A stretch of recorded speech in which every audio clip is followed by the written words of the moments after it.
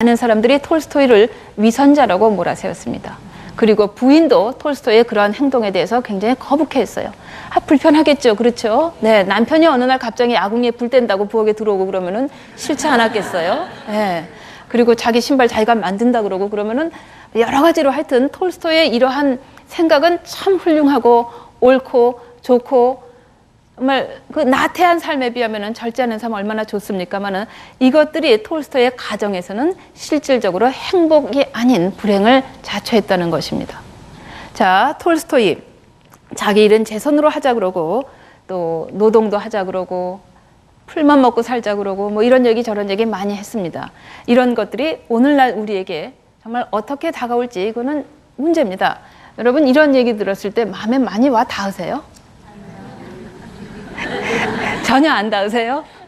예, 예, 저도 그래요. 저도 그 맛있는 음식 좋아하고 또 육체 노동 이런 거 별로 좋아하지 않기 때문에 톨스토이의 이런 얘기를 들을 때 처음에는 좀 짜증이 많이 났습니다. 많은 독자들이 그랬다고 그래요. 그리고 톨스토이의 이러한 생각을 아예 그냥 도외시했다고 그럽니다. 일고의 가치도 없는 그런 생각을 해요. 그런데 이상하게도요, 톨스토이의 이 인생론이라든가 교훈서를 읽다 보면 어찌나 필력이 좋은지 아니면 거기 진정성이 담겨 있어서 그런지 우리 모두 다 빨려 들어가게 돼 있습니다. 그래서 정말 그 얘기가 맞는 것 같다는 생각이 들 정도로 그는 압도적인 필력을 자랑을 하는데요. 저는 이렇게 생각을 하게 됐습니다.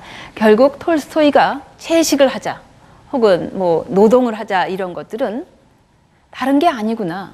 이것은 우리가 욕구 충족을 위한 삶, 그러한 삶에서 벗어나서 결국 진정한 내면의 어떤 충만감 이런 것을 이룩할 수 있는 그런 삶을 살아야겠지 않는가라는 제안으로 저는 받아들이고 싶습니다. 자, 충만한 삶 이것이 과연 무엇일까 여기에 관해 생각하면서 오늘 강의는 끝내도록 하겠습니다. 감사합니다.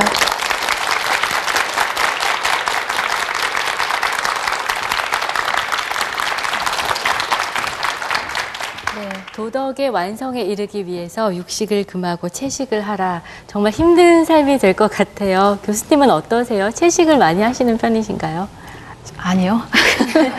채식을 하는 편은 아닌데요. 참 이상하게도요. 저는 채식이라든가 이런 거에 대해서는 생각해 본 적도 없었거든요. 예. 그런데 톨스토이의 그 첫걸음 읽고 나서요. 채식주의자가 되고 싶은 마음이 살짝 들었었어요. 그래서 실제로 무려 석 달 동안 채식만 한 적도 있었어요. 그런데 너무 힘들어서 예, 다시 그냥 보통으로 돌아오긴 했습니다. 네. 또 톨스토이가 구현하고자 한 노동의 윤리도 들려주셨어요. 그런데 19세기 러시아에서 귀족 계급이 자기 스스로 일을 한다는 거 사실 상상조차 하기 어렵잖아요. 그런데 톨스토이는 육체 노동에 대한 생각을 얼마만큼 실행에 옮길 수 있었을까요? 예, 톨스토이 특히 그냥 보통 사람도 아니고 귀족이었는데 예. 자기 육체 노동을 어떻게 그렇게 할 수 있었겠어요. 그러나 톨스토이는 진짜 정말 진지했어요. 그리고 거기에 진정성이 담겨 있어요. 그래서 그는 신발 만드는 것을 직접 배웠습니다. 예. 자, 톨스토이 배우는데 도 같은 사람입니다. 60이 넘은 나이에 그리스어를 새로 공부를 시작해가지고 거의 전문가처럼 할 수 있었다고 그래요. 그 학습의 제왕이라고 불러도 조금도 손색이 없습니다. 자, 그러니까 신발도 참 잘 만들었다고 그래요.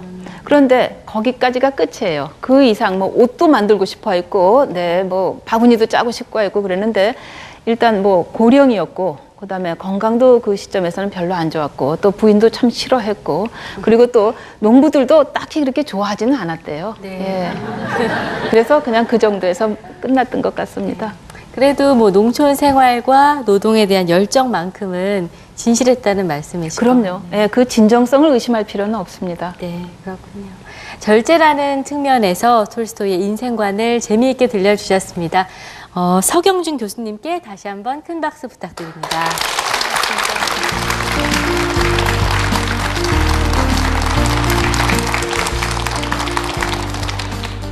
네, 오늘 말씀 들으면서 느낀 점은 톨스토이가 절제를 통해서 진정으로 원한 것은 노동과 소박한 음식, 또 마음 맞는 가족이 아니었을까 하는 생각이 들었습니다.